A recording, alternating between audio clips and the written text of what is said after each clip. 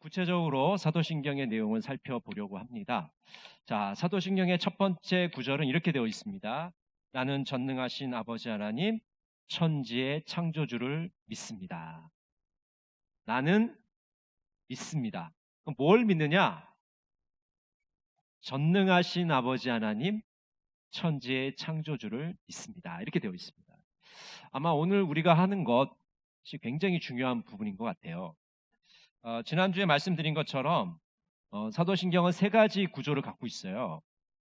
성부 하나님과 우리의 창조에 대해서, 성자 예수님과 우리의 구원에 대해서, 또 성령 하나님과 우리의 성화에 대해서 세 부분으로 다루고 있습니다. 그래서 이 삼위일체 하나님, 성부 하나님, 성자 하나님, 이 성령 하나님에 대해서 다루고 있는데 오늘은 성부 하나님에 대해서 함께 나누려고 합니다. 자, 먼저 성부 하나님은 전능하신 하나님이십니다. 전능하신 하나님. 이 전능하신 하나님이라는 것은 어떤 뜻인가? 온 세상을 다스리는 분이라는 뜻을 갖고 있습니다. 여러분, 세상을 다스리려면 힘이 있어야 되잖아요. 그런데 전능하지 않은데 어떻게 세상을 다스리겠어요? 세상을 다스리는 사람들은 다 권력자입니다. 힘이 없는 사람은 절대로 세상을 다스릴 수가 없습니다. 그러니까 하나님이 전능자라시라는 것은 온 세상을 다스리라는 분이라는 뜻을 갖고 있는 것이죠. 그래서 우리가 보통 하나님의 다스림을 하나님의 섭리라고 그러죠. 섭리. 교회에 이제 나온 지 얼마 안 되시는 분들은 중직자들이 기도할 때 하나님의 섭리, 목사님이 설교를 할 때 하나님의 경륜 이런 얘기를 하면 저게 무슨 말인가 이해가 안 돼요. 여러분, 하나님의 이 섭리라는 것은 세 가지를 이야기하는 겁니다. 오늘 나와 있죠? 보존과 통치와 협력을 우리가 하나님의 섭리라고 부릅니다. 하나님이 만드신 것을 하나님이 보존해 나가실 때 우리가 그것을 하나님의 섭리라고 그래요. 하나님 만드셨으니까 잘 보존해 나가실 거라는 거죠. 하나님이 만드셨는데 보존하지 않으면 그게 하나님의 섭리가 아닌 것이죠. 자, 쉽게 얘기해서 우리 동강교회를 하나님이 세우셨어요? 이 동강교회를 보존하실까요? 보존하지 않으실까요? 네, 보존하시는 게 하나님의 섭리가 되는 거예요. 하나님 만드셨잖아요. 세우셨잖아요. 네, 물론 우리가 인간들이 반역을 해서 실수를 해서 잘못해서 공동체가 파괴될 수는 있습니다. 그렇지만은 하나님 입장에서 보면 하나님이 만드신 것을, 하나님이 세우신 것을 보존해 나가시는 것이 하나님의 섭리입니다. 또 하나님이 통치하시는 거예요. 그걸 또 이제 더 어려운 말로 경륜, 경영이란 말을 써요. 여러분, 세상에서 회사 사장님들이 회사를 경영하잖아요. 그렇죠? 회사를 다스리는 겁니다. 회사를 이끌어 나가는 거예요. 우리가 CEO들한테 이런 경영자라는 말을 붙이잖아요. 하나님이 경영하신다는 것, 경륜이라는 것은 다스리시는 겁니다. 우리의 삶을 다스리시고 이 우주 만물을 다스리시는 것을 우리가 이제 경륜이다 혹은 경영이다 이렇게 말하고 있는 거죠. 또 하나님은요, 일을 하실 때 사람과 협력하세요. 사람을 들어서 쓰십니다. 그러니까 하나님의 손과 발이 우리들입니다. 우리 인간들이에요. 하나님이 손과 발은 우리 인간들이거든요. 교회 공동체를 들어서 하나님의 일꾼들을 들어서 하나님의 일을 해나가십니다. 그래서 협력하시는 분, 하나님의 섭리를 우리가 볼 수가 있습니다. 자, 전능하신 하나님 두 번째 뜻은요, 모든 것에 능하시다는 거죠. 그러니까 전능이라는 것이 온전할 전자에 능할 능자잖아요. 어느 한 가지라도 부족하게 되면 전능한 게 아닌 게 되는 거죠. 그래서 모든 것에 능하시다. 이 말은 다른 말로 하면 약속을 신실하게 지키신다. 여러분, 우리가 기도할 때 하나님이 만약 전능하지 않으시다면 어떤 거는 들어주실 수 있고 어떤 거는 힘이 부족해서 못 들어주신다고 생각하면 우리가 하나님께 기도할 수 있을까요? 없을까요? 기도하기가 되게 좀 까다롭겠죠. 이거 하나님 들어주실 수 있을까? 아니, 하나님 이거 못하실 텐데. 그렇게 생각하고 기도를 하면은 기도하기 힘들 거예요. 그렇지만 우리가 기도할 때는 어떻게 기도하냐면 전능하신 하나님께서 우리가 기도할 때 우리의 기도에 응답해 주실 것을 믿고 기도하기 때문에 우리가 기도의 자리로 담대히 나갈 수가 있는 거죠. 하나님이 전능하시지 않으면 우리는 하나님께 기도할 수가 없어요. 하나님이 전능하시기 때문에 하나님의 응답하심을 믿고 우리는 기도하게 되는 거죠. 자, 세 번째는요. 전능하신 하나님은 절대적인 순종을 원하십니다. 우리 창세기 17장 1절 같이 한번 읽어볼까요? 아브라함이 99세 때에 여호와께서 아브라함에게 나타나서 그에게 이르시되 나는 전능한 하나님이라 너는 내 앞에서 행하여 완전하라. 아브라함이 99세 때 하나님이 아브라함에게 나타나셨어요. 그러면서 자기 자신을 뭐라고 얘기하시면 나는 전능한 하나님이다. 자, 원문에는 엘샤다이란 말을 쓰고 있습니다. 전능한 하나님. 근데 이 전능한 하나님이 아브라함에게 무엇을 요구하시냐면 너는 내 앞에서 완전하게 행하라. 하나님이 우리에게 원하시는 것은 완전한 순종을 원하십니다. 자꾸 우리 인간들은요, 이게 좀 반역하는 기질이 있어요. 좀 삐딱선을 타는 기질이 있거든요. 그래서 하나님이 말씀하시면 100% 순종을 해야 되는데 자꾸 1%, 2%, 5% 자꾸 뺍니다. 하나님의 그 명령에서 자꾸 빼요. 하나님이 이거는 하라는 얘기는 아닐 거야. 하나님이 다 아시는데, 내 형편을 아시는데 이건 하라고 그러지는 않으실 거야. 그래서 하나씩 자기 입맛대로 다 뺍니다. 그래서 뭐 90%도 순종을 하고 뭐 80%도 순종을 하고 그러면서 이제 뭐라고 생각하면 자기 스스로가 자기를 위안해요. 위로를 해요. 아유, 이만큼만 하는 게 어디야. 하나님이 100%를 명하셨지만 이 80%만 하면 얼마나 잘하는 거 아니야. 남들보다 훨씬 잘하고 있는데. 이 스스로를 위안하는 거죠.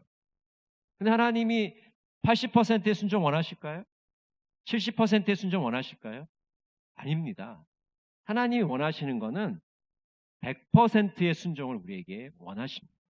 그러니까 순종은요, 순종하는 것과 불순종이 있는 것이지 뭐 10% 순종, 뭐 20% 순종, 50% 순종 이런 건 없어요. 순종하느냐 안 하느냐만 있어요. 그러면 안 하는 거 50%의 순종은 불순종이지 순종이 아니잖아요. 그러니까 본인이 불순종하면서도 여전히 나는 순종합니다라고 얘기하는 것은 그냥 말장난에 불과한 겁니다. 자, 그 다음 이제 세 번째는요, 아버지 하나님을 우리가 신앙 고백에서 이제 고백하게 되죠. 아버지 하나님. 자, 먼저 아버지 하나님이란 뜻은 뭐냐? 인격적인 관계를 전제로 하는 것입니다. 군주의 이미지가 아니라 아버지의 이미지다. 보통 이 신들, 다른 종교들의 이제 신을 보면요, 이 군주의 이미지가 굉장히 강해요. 임금, 왕, 절대자의 이미지가 강합니다. 그래서 이게 좀 약간 어떤 느낌이냐면 이렇게 내리 찍어 누르는 느낌? 안 하면 죽을 것 같은, 안 하면 큰 벌을 받을 것 같은 그런 느낌이 강해요. 근데 우리가 섬기는 하나님은 그런 임금님의 이미지를 가진 그런 아버지가 아니라 인격적인 모습으로서의 아버지의 그런 이미지를 우리가 갖는 겁니다. 한국 사람이 하나님 아버지라고 불렀을 때 굉장히 좀 어려운 점들이 많아요. 왜냐하면 이 유교적인 DNA가 우리 피 속에 흐르고 있거든요. 근데 이 유교는 장유 유서를 굉장히 중요하게 생각합니다. 순서와 서열과 위계와 권위를 굉장히 중요하게 생각해요. 그래서 부모와 자식 간이라는 것은 반드시 서로 지켜야 할 선이 있는 것이고 자식은 부모에게 반드시 효도를 해야 됩니다. 부모는 자녀를 자유롭게 대해야 되는 것이죠. 분명한 그 위계가 정해져 있어요. 그래서 유교적인 그런 배경에서는 이 친근한 이미지를 갖기가 굉장히 쉽지가 않아요. 그래서 보통 우리 한국 사람들이 뭐 지금은 아니지만 예전에 그 저희 아버지 세대, 할아버지 세대만 해도 아버지 하면 그분들에게 아버지는 엄격한 아버지, 혼내시는 분, 무서운 분, 좀 가까이 하게 너무 먼 당신, 뭐 그런 이미지인 거예요. 좀 무서워. 뭐 얘기하면 좀 불효령이 떨어질 것 같고. 그러니까 예수를 믿었는데 하나님 아버지 그러니까 너무 무서운 거예요.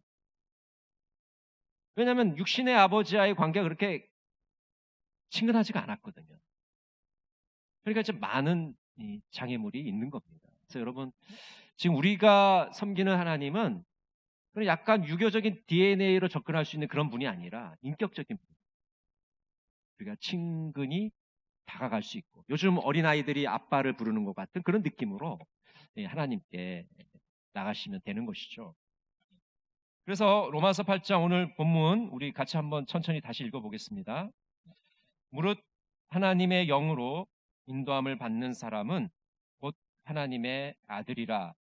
너희는 다시 무서워하는 종의 영을 받지 아니하고 양자의 영을 받았으므로 우리가 아빠 아버지라고 부르짖느니라.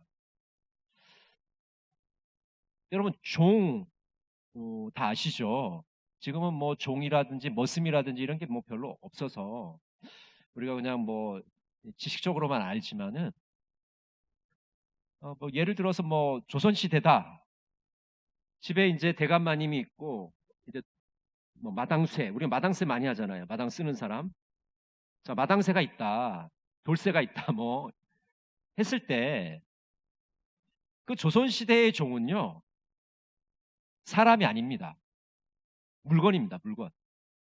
주인의 소유물이에요. 소유물.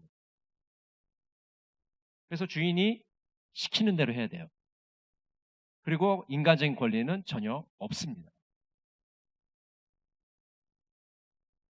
그러니까 이 종에게 있어서 이 대감마님, 주인마님은 하늘과 같은 존재예요. 감히 명령을 어길 수가 없습니다. 그래서 이 종에게는 주인마님이란 존재는 무서운 사람이에요. 내 목숨을 쥐고 흔들 수 있는 사람. 뭐 죽여도 물건이니까 죽여도 뭐 누가 두말 하지 않는 그런 관계인 것이죠. 근데 여러분, 아들은 어떻습니까? 아들, 딸, 자녀들은 어때요? 전혀 종과 다르잖아요. 그래서 오늘 로마서에 뭐라고 하냐면 양자의 영을 받았다. 양자. 그럼 적자는 누굽니까? 적자는 누구예요? 적자는 예수님이시잖아요. 예수님이 하나님의 아들이시잖아요. 그럼 우리는 뭐가 돼요? 양자입니다. 양자. 성경 양자라고 돼 있잖아요. 양자. 자, 우리는 하나님의 양자인데 하나님이 눈칫밥을 안 주십니다. 얼마나 적자처럼 우리를 더 사랑해. 심지어는 적자를 희생시키면서 우리를 사랑하셨잖아요. 그렇죠? 그런 사랑이 어디 있을까요? 자기 친아들을 희생시켜서 양자들을 살리셨어요. 이런 사랑이 있을까요? 그러니까 우리가 하나님을 아빠라고 부를 때 어떻게 불러야겠습니까? 너무 그 사랑이 귀하잖아요. 엄청나잖아요. 그러니까 정말 감격스럽잖아요. 하나님 아빠 이렇게 부르기가 너무 그냥 감격스럽잖아요. 자기 아들까지, 친아들까지 희생시키면서 나를 구해줬으니까 너무나 감사한 거죠. 여러분, 하나님 아빠 부르실 때 이런 감격과 감사를 가지고 한번 부르시면 좋을 것 같습니다. 한번 연습해 볼까요? 연습을 좀 하셔야 되거든요. 너무 이렇게 유교적으로 우리가 굳어 있어갖고 쉽지가 않아요. 연습을 좀 많이 해야 됩니다. 하나님 아빠. 네, 너무 아직도 딱딱합니다. 네, 좀 부드럽게. 자, 부드러운 마음으로 진짜 내가 좋아하는 아빠를 부르듯이. 네, 물론 여러분의 아빠는 그렇게 하지 않으셔도 좀 어려운 분이었어도 여러분이 지금 부르실 때는 하나님 아빠는 좀 친근한 분으로 부르시면 좋을 것 같아요. 하나님 아빠. 네, 하나님 아빠입니다. 아빠. 네, 여러분 기도하실 때 개인적으로 기도하실 때는 하나님 아빠라고 부르세요. 하나님 아빠. 물론 이제 대표 기도할 때 하나님 아빠 그러면 좀 그렇겠죠. 저는 민망하니까 대표 기도할 때는 아버지라고 그러시고 개인적으로 기도하실 때는 하나님 아빠. 친근하게. 친근하게 불러야 내 속에 있는 걸 다 털어놓을 거 아니에요. 너무 어렵게 부르면 이 털어놓기가 힘듭니다. 자, 예수님의 아버지이시죠. 이 하나님 아버지는. 예수님은 하나님을 아버지로 부르십니다. 자, 마태복음 26장 39절 같이 읽어보겠습니다. 조금 나아가서 얼굴을 땅에 대시고 엎드려 기도하여 이르시되 내 아버지여 만일 할만하시거든 이 잔을 내게서 지나가게 하옵소서. 그러나 나의 원대로 마시옵고 아버지의 원대로 하옵소서 하시고. 그럼 어디서 기도하시는 겁니까? 네, 겟세마네 동산에서 지금 이제 체포되기 직전에 예수님이 핏방울을 흘리고 핏땀을 흘리시면서 지금 기도하시는 그런 장면이에요. 근데 하나님을 뭐라고 부르셨어요? 아버지라고 부르십니다. 우리가 믿는 하나님은 예수님의 아버지이십니다. 그래서 하나님의 형상대로 지음을 받은 존재이다라고 말하고 있는 것이죠. 우리 창세기 1장 26절을 같이 한번 읽어볼까요? 하나님이 이르시되 우리의 형상을 따라 우리의 모양대로 우리가 사람을 만들고 그들로 바다의 물고기와 하늘의 새와 가축과 온 땅과 땅에 기는 모든 것을 다스리게 하자 하시고, 자, 우리의 형상을 따라 우리의 모양을 따라 사람을 만들자. 자, 삼위일체 하나님께서 이렇게 말씀하고 계시는데, 여기서 이 형상, 모양이라는 것은 이 얼굴이 아닙니다. 이 페이스가 아니에요. 껍데기가 아닙니다. 자꾸 이렇게 형상이라고 그러니까 자꾸 눈에 보이는 것을 우리가 생각하기 쉬운데, 이 창세기 26장에서 말하는 이 형상은 그런 게 아니에요. 그러면 여기서 말하는 형상, 모양은 뭘까? 그것은 우리가 하나님의 대리자로 우리를 삼으셨다는 겁니다. 따라 보실까요? 우리는 하나님의 대리자이다. 영어로는 에이전시란 말도 쓰지 않습니까? 어떤 스포츠 선수가 있는데 이 매니저가 있어요. 그래서 직접 계약을 맺어도 되는데 매니저들이 이제 계약을 대신 들어가서 협상을 하고 그런 일들 하잖아요. 에이전시가 있어서. 그러니까 하나님이 우리를 대리인으로 세우신 겁니다. 이 우주 만물을 하나님이 다 다스리고 계신데 우리를 대리자로 세우신 거예요. 그것이 하나님의 형상, 하나님의 모양이에요. 하나님이 마치 원래 이 우주 만물을 다스리고 계시기 때문에 인간에게 그 일부를 위탁을 하신 거예요. 위임을 하신 겁니다. 자, 이를테면 이런 거죠. 이 지구라는 별을 만드시고 우리 인간들에게 야, 이 지구 좀 잘 관리해라. 알았지? 하고 맡기셨어요. 여러분 잘 관리했습니까? 잘 관리했어요? 맡겼는데 이게 자기 건 줄 알고 인간들이 지 건 줄 알고 주인인 줄 알고 자기가 주인인 줄 알고 마구 파괴치고 파괴하고 오염시키고 마음대로 썼습니다. 하고 싶은 대로 다 했어요. 그러니까 지금 어떻게 됐냐면 하나님이 다 맡겨주셨는데 엉망이 됐어요. 엉망. 그래서 물도 오염이 다 되고 공기도 다 오염되고 먹거리도 다 오염되고 환경도 다 파괴되고 그냥 무서운 태풍이 막 이제 매년마다 온다고 막 난리고요. 온도가 그냥 들쭉날쭉 추웠다 더웠다. 우리의 이 목을 조르고 있는 상황이 된 것이죠. 사실은 인간 스스로가 스스로의 목을 지금 조르고 있는 겁니다. 대리인으로 삼으셨어요. 하나님의 형상을 따라서 우리에게 맡겨주셨는데 이 대리인의 역할을 제대로 하지 못한 거예요. 우리가 고양이를 기르는 사람을 부르는 이름이 있어요. 뭐죠? 장로님? 권사님? 네, 고양이를 기르는 사람을 집사라고 그럽니다. 집사. 개는요, 강아지는 사람의 명령대로 움직여요. 야, 주워와. 그러면 딱 던지면 딱 주워와요. 근데 고양이는요, 사람이 기르는 게 아니고요, 모시는 겁니다. 모시는 거. 그래서 고양이를 기르는 사람들을 집사라고 그래요. 집사는 어떤 역할을 하냐면 고양이가 잘 생활할 수 있도록 옆에서 도와주는 도우미 역할을 하는 사람. 그러니까 고양이를 섬기는 사람이에요. 고양이를 기르는 게 아니라 고양이한테 명령을 내리는 게 아니라 고양이가 명령을 내리면 그걸 잘 수행하는 사람이 집사예요. 여러분, 우리는 집사입니다. 주인이 아니에요. 하나님의 형상을 따라 만든 사람들. 근데 집사가 주인인 줄 알고 그렇게 행세를 하면 이제 하나님의 그 뜻과 계획에서 멀어지게 되는 것이죠. 그것이 바로 하나님의 형상대로 지음을 받았다는 것의 뜻입니다. 자, 세 번째는 이제 우리의 아버지이시다라고 말씀하고 있죠. 예수님을 통해서 하나님의 자녀가 되었습니다. 에베소서 1장 5절을 같이 읽어볼까요? 그 기쁘신 뜻대로 우리를 예정하사 예수 그리스도로 말미암아 자기의 아들들이 되게 하셨으니. 우리가 하나님의 아들과 딸이 된 것, 하나님의 자녀가 된 것은 예수 그리스도를 통하여 된 것이다 라고 말씀하고 있습니다. 그러니까 우리가 잘나서 우리가 똑똑해서 된 게 아니라 예수님의 그 보혈로 우리는 하나님의 아들과 딸이 되었다고 합니다. 얼마나 감사한 일입니까? 루터는 이런 말을 했어요. 믿음은 하나님을 두려운 심판주로 바라보는 것이 아니라 우리를 위하시는 아버지로 보는 것이다. 여러분, 물론 하나님은 심판주가 되십니다. 재림주가 되십니다. 그렇지만은 1차적으로 우리가 접근해야 될 것, 1차적으로 생각해야 될 것은 우리를 위하시는 아버지로 접근을 할 때 우리는 그 본질에 더 가깝게 접근할 수가 있다는 거예요. 늘 말씀드리지만 하나님을 두려워하는 감정과 하나님을 사랑하는 감정, 이 두 가지가 항상 병행해야 돼요.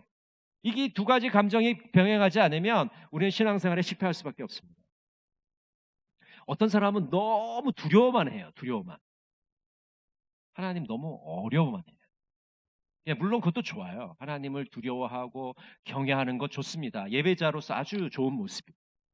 그러나 두려워만 하면 하나님을 사랑하지는 못하는 거예요. 사랑하는 마음이 있어요. 뜨겁게 하나님을 사랑하고 하나님을 친근히 대하고 하나님께 내 모든 삶을 이야기하고 친구처럼 이렇게 주고받고 이런 것들이 필요하거든요. 근데 여러분 또 하나님을 사랑하기는 하는데 두려워하지 않는다고 생각해 보세요. 어떤 일이 벌어질까요? 하나님을 너무 쉽게 생각하겠죠. 자기 마음대로 하려고 그럴 거예요. 그러니까 하나님을 자기 뜻을 관철시키는 어떤 도구로 쓰려고 하는 경향이 생겨날 겁니다. 근데 사실은 이 두 가지가 건강하게 가지 않으면 우리가 하나님을 치우치게 믿을 수 있는 가능성이 높아집니다. 잘못된 신앙을 가질 수가 있어요. 그래서 하나님을 두려워하면서 동시에 하나님을 친근히 하는 것, 이 두 가지가 항상 병행해야지만 건강한 신앙생활을 우리는 할 수가 있습니다. 자, 밑에 보시면요. 우리의 아버지는 우리의 필요를 채워주시는 분이다라고 말씀합니다. 자, 마태복음 6장 31절부터 32절 우리 같이 한번 읽어보겠습니다. 그러므로 염려하여 이르기를 무엇을 먹을까? 무엇을 마실까? 무엇을 입을까 하지 말라. 이는 다 이방인들이 구하는 것이라. 너희 하늘 아버지께서 이 모든 것이 너희에게 있어야 할 줄을 아시느니라. 여러분, 세상 사람들하고 예수 믿는 사람들하고 결정적인 차이점은 뭘까요? 지금 물가가 되게 많이 뛰었습니다. 세상 사람들은 물가가 많이 뛰어서 걱정을 하고 예수 믿는 사람은 걱정 안 해도 될까요? 어떻습니까? 지금 금리가 너무 뛰어가지고 대출이자가 그냥 천정부지로 솟구치고 있는데 예수 믿는 사람은 걱정 안 해도 될까요? 똑같이 걱정합니다. 돈이 없어요. 돈이 없으면 걱정이, 염려가 찾아오고 근심하고 전혀 세상 사람들과 살아가는 방식이 다르지 않습니다. 근데 문제는 이것인데요. 세상 사람들에게는 아버지가 없어요. 우리에게는 하늘 아버지가 계시다는 것이 결정적인 차이죠. 그러니까 세상 사람들은 문제가 생겼을 때 아이고 이거 문제가 생겼네 이거 어떡하지? 그래서 인간적인 방법을 다 동원하잖아요. 자기가 동원할 수 있는 모든 방법을 다 동원합니다. 그러다가 나중에 이제 해결 못하면 어떻게 됩니까? 포기하는 거죠. 체념하는 것, 절망하는 거잖아요. 근데 여러분 우리는 어떻습니까? 이게 출발점부터 달라요. 우리는 아버지가 계시니까 인간적으로 염려도 돼요. 걱정도 됩니다. 한숨도 나올 때도 있어요. 그렇지만 뒤가 어때요? 든든하잖아요. 그러니까 지금 뭐 손에 돈이 없어도 그렇게 크게 걱정하지 않아요. 걱정은 되지만 그렇게 크게 걱정하지 않아요. 왜? 절망하지 않는다는 거예요. 넘어지지 않는다는 거예요. 왜? 하나님이 계시니까요. 우리 아버지가 계시니까. 그분이 우리의 필요를 채워주시니까 우리는 믿고 하나님께 맡기는 것이죠. 하늘 아버지가 계시다는 것과 안 계시다는 것은 얼마나 큰 차이가 있을까요? 우리가 살아가는 순간순간마다 그 삶의 그 모습들이 너무나도 달라지지 않을까요? 우리의 아버지께서는 우리의 모든 필요를 채워주시는 분인 줄로 믿습니다. 네 번째는 창조주 하나님을 고백하고 있습니다. 먼저 하나님께서는 하늘과 땅을 창조하셨다고 말씀하고 계시죠. 우리 창세기 1장 1절을 같이 한번 읽어볼까요? 태초에 하나님이 천지를 창조하시니라. 요즘 현대인들의 이제 언어로 좀 옮기자면 약간 이제 옛날식이에요. 이 말 어투가 천지를 창조한다는 말을 요즘식으로 하면 우주를 만드셨다 이렇게 하면 될 것 같습니다. 우주를 만드셨다. 우리 하나님은 우주를 만드십니다.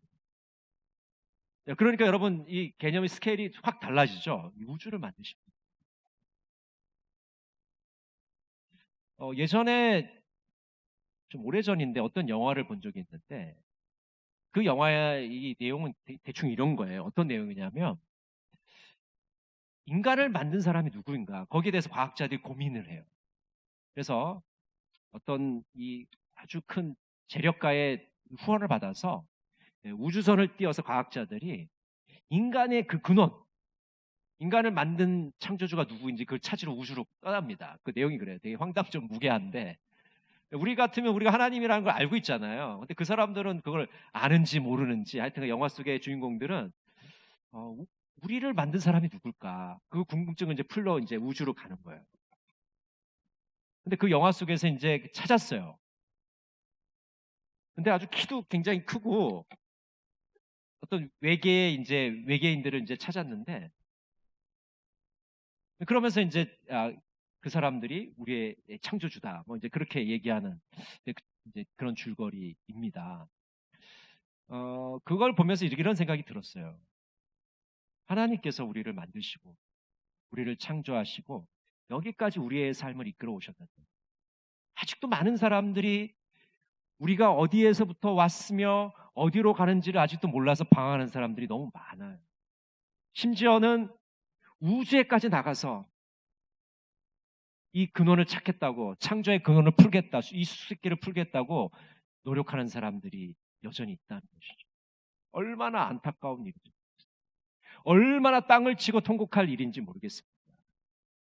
여기 분명히 창세기 1장에 기록되어 있잖아요. 1장 1절에 태초에 하나님이 천지를 창조하시는. 여러분 비싼 돈 주고 우주선 안 타도 됩니다. 여기 답이 다 나와 있어요. 얼마나 감사한 일입니까?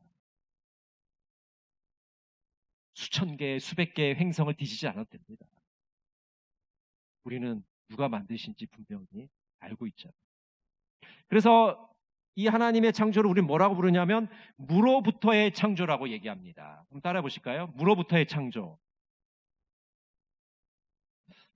사람들이 창조란 말을 쓸 때 보통 있는 것에서 더 큰 것을 만들거나 아니면 좀 새로운 차원의 것을 만들 때 우리가 창조라는 말을 많이 쓰거든요. 근데 사실 그거는 창조라고 부르긴 좀 어렵습니다. 창조는 없는 데서 만들어야 창조라고 우리가 부를 수 있겠죠. 엄격하게 얘기를 하자면. 근데 하나님께서는 무에서 유를 만드시는 분입니다. 우리 인간들이 말하는 창조는요. 무에서 유를 만들었다. 뭐 맨 땅에서 헤딩을 했다 그러는데 사실 무가 아니라 있어요. 뭐가 있어요. 부품 몇 개 가지고 로봇 만드는 겁니다. 없는 데서 뭘 만든다는 개념이 인간에게는 해당되지가 않습니다. 근데 하나님께서는 무로부터 유를 만드시는 분. 그러니까 우리가 기적이라는 것을 믿지 않습니까? 여러분 성경에 나와 있는 이 수많은 기적들이 있지만 만약 여러분이 성경을 읽으면서 이렇게 생각한다고 생각해 보세요. 그래 2000년 전에 이런 기적이 일어났었지. 수천 년 전에는 이런 기적이 일어났을지 몰라. 그렇지만 오늘날에는 이런 기적은 나타나지 않아. 만약 그렇게 생각하신다면 우리가 성경책을 더 이상 묵상할 필요가 없어요. 여러분 과거의 역사 공부하려고 우리가 성경책을 지금 뒤지는 겁니까? 아닙니다. 오늘 또 살아계셔서 우리의 삶을 인도하시고 새로운 창조를 이끌어 가시는 그 우리를 창조하시는 그 하나님을 믿기 때문에 우리가 하나님 말씀을 묵상하는 거지. 그저 과거의 일로 과거의 기적들로 다 끝나는 것이라면 우리가 더 이상 믿을 필요가 뭐가 있겠습니까? 여러분 오늘날에도 기적이 있을까요? 없을까요? 기적은 일어납니다. 하나님이 살아계시고 하나님이 역사하시잖아요. 하나님이 일하시는데 왜 기적이 나타나지 않습니까? 문제는 뭡니까? 우리의 믿음이 약해진 거예요. 우리 믿음의 선배들보다 더 믿음이 약해져서 하나님의 기적을 못 믿는 거예요. 물론 모든 것을 다 기적적으로 이루어 달라고 하는 것도 무리수가 있지만은 기적 자체를 못 믿는 것도 굉장히 신앙적으로 문제인 것입니다. 여러분, 기적은 일어납니다. 그렇지만 그 기적은 하나님의 때에 하나님의 방식으로 일어난다는 것을 우리는 기억해야 되는 것이죠. 우리가 원할 때 우리의 방식으로 임하는 게 아닙니다. 하나님의 방식으로 하나님의 때에 임하는 것이죠. 그래서 기적은 현재에도 현재 진행형인 것입니다. 창조주 하나님은 무로부터 유를 창조하시는 분. 그래서 지금도 우리의 삶에 기적적인 역사를 일으키시는 분으로 우리는 고백하게 됩니다. 또 하나님은 나를 창조하신 분이죠. 하나님의 자녀답게 살아가야 됩니다. 왜 우리를 창조하시고 우리를 하나님의 자녀로 부르셨을까요? 우리 각자에게 소명을 주셨기 때문입니다. 그런데 우리가 공통적으로 감당해야 될 소명이 있는데 그것이 바로 피조 세계를 보존하는 일이에요. 관리하는 일입니다. 좀 어려운 말로 해서 창조 질서를 보존하는 일로 우리의 소명입니다. 하나님이 이렇게 아름답게 이 천지 만물을 만드셨는데 또 우리를 하나님의 형상대로 우리의 대리인으로 세워주셨단 말이에요. 집사로 세우셨단 말이에요. 지구의 집사로 세우셨단 말이에요. 근데 제대로 관리를 안 했어요. 우리의 욕심과 우리의 탐욕대로 행했단 말이에요. 그러니까 이 창조 질서가 다 깨지고 어그러지고 문제가 생겼단 말이죠. 그래서 21세기 주님께서 우리에게 새롭게 부여하시는 소명은 이 기후 위기를 잘 극복해 나가요. 여러분, 지금 이제 이 자연 환경이 임계점에 다다랐습니다. 그 말은 무슨 말이냐면 이제 인간이 숨쉬고 살 수 있는 공간이 이제 거의 없다는 뜻입니다. 너무나도 오염이 많이 돼서 너무나도 위험이 많아서 이제는 우리 인간이 편안한 생활을 할 수 있는 시기가 지났어요. 지금 위기에 처해 있습니다. 그래서 기후 위기라는 말을 쓰는 겁니다.